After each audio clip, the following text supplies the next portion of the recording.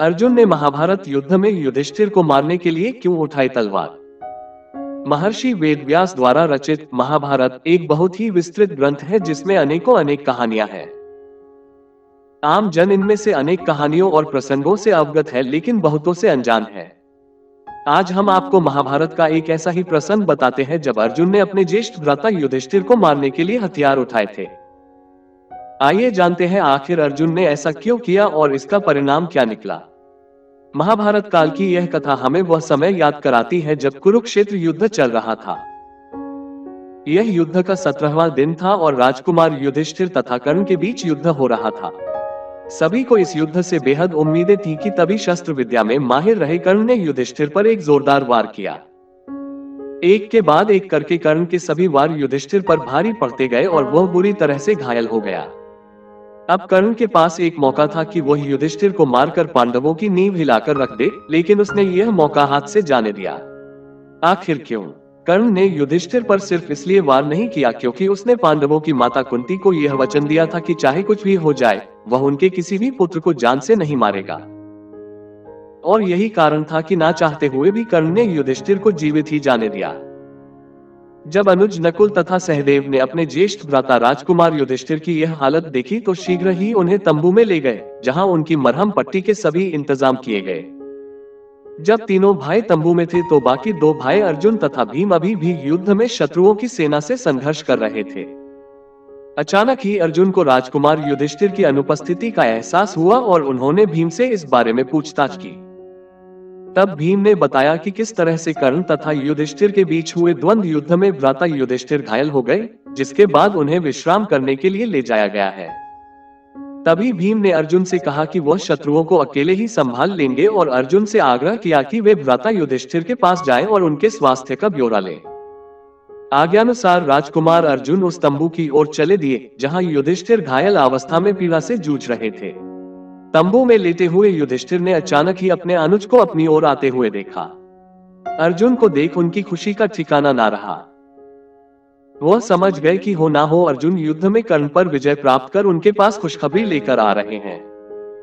वह अंदर ही अंदर बेहद गर्व महसूस कर रहे थे कि उनकी इस हालत के लिए जिम्मेदार व्यक्ति को उनके अनुज ने दंड दे दिया है और अवश्य ही अर्जुन ने कर्ण को मार दिया होगा। लेकिन युधिष्ठिर सत्य से अनजान थे। तंबू में प्रवेश करते ही अर्जुन ने ज्येष्ठ भ्राता को प्रणाम किया और उनसे उनके स्वास्थ्य के बारे में पूछा।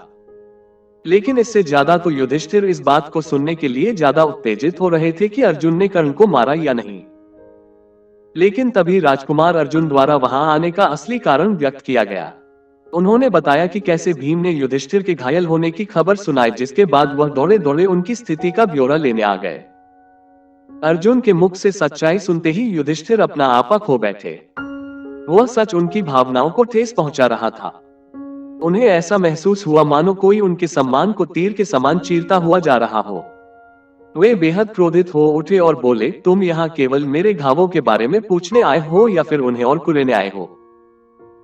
तुम किस प्रकार के अनुज हो जो अब तक अपने ज्येष्ठ भ्राता के अपमान का बदला नहीं ले सके? युधिष्ठिर के इन कटु वचनों को सुनकर अर्जुन बेहद शर्मिंदा महसूस कर रहे थे, लेकिन युधिष्ठिर का क्रोध शांत नहीं हो रहा था। वे आगे बोले, यदि तुम मेरे लिए इतना भी करने में असमर्थ हो तो तुम्हारे इस गांडीव अस्त्र का कोई लाभ नहीं है। उतार कर फेंक दो इसे। अपने प्रिय गांडीव अस्त्र की निंदा सुनते ही अर्जुन के मुख पर निराशा वाले भाव पल में ही क्रोध के साथ बदल गए। वह संसार में किसी से भी किसी भी प्रकार की निंदा सुन सकते थे, लेकिन उनके गांडीव के बारे में कोई एक भी अपशब्द बोले, यह उन्हें बर्दाश्त नहीं था। दरअसल यह अर्जुन द्वारा लिए गए एक वचन का हिस्सा था, जिसके अनुसार कोई भी अपना या पराया व्यक्ति यदि उनके पवित्र एवं प्रिय गांडीव अस्त्र के बारे में बुरे वचन बोलेगा तो वह उसका सिर कलम कर देंगे। यही कारण था कि युधिष्ठिर द्वारा गांडीव की निंदा करते ही अर्जुन ने अगले ही पल अपना गांडीव उठाया और क्रोध भरी आंखों से युधिष्ठिर को मारने के लिए आगे बढ़े। तभी श्री कृष्ण वहां पहुंचे और अर्जुन के इस व्यवहार को देखते ही उन्हें रुकने की आज्ञा दी। श्री कृष्ण राजकुमार अर्जुन का यह रूप देखकर बेहद अचंभित हुए। वे समझ नहीं पा रहे थे कि आखिरकार ऐसी क्या बात हुई जो अर्जुन अपने ही प्रिय भाई युधिष्ठिर के प्राण लेने को तैयार हो गए। तत्पश्चात अर्जुन ने उन्हें घटना का सार बताया और फिर श्री कृष्ण को समझ आया कि आखिर बात क्या थी। उस समय भगवान कृष्ण ने अर्जुन को समझाया और बोले, हे अर्जुन, मैं तुम्हारे अपने गांडीव के संदर्भ में लिए गए वचन का सम्मान करता हूँ। वचनानुसार तुम्हें अपने ही ज्येष्ठ भ्राता को मार देने का पूरा हक है, परंतु धार्मिक संदर्भों में यह पाप है। लेकिन दूसरी ओर अर्जुन भी अपने वचन से मजबूर थे। उनकी मंशा को और गहराई से समझते हुए श्री कृष्ण बोले, अर्जुन, यदि तुम्हें अपने वचन को पूरा करना है तो इसका एक अन्य साधन भी है। माना जाता है कि अपने से बड़ों का अनादर करना उन्हें मृत्यु दंड देने के समान होता है। यदि अभी तुम अपने ज्येष्ठ भ्राता का अपमान करो तो तुम्हारा वचन पूरा हो जाएगा। श्री कृष्ण की आज्ञानुसार अर्जुन ने अगले ही पल युधिष्ठिर का तिरस्कार किया। अपने द्वारा किए गए इस अनादर को अर्जुन सहन न कर सके और इस बार अपने ही प्राण लेने के लिए उन्होंने अपनी तलवार उठा ली।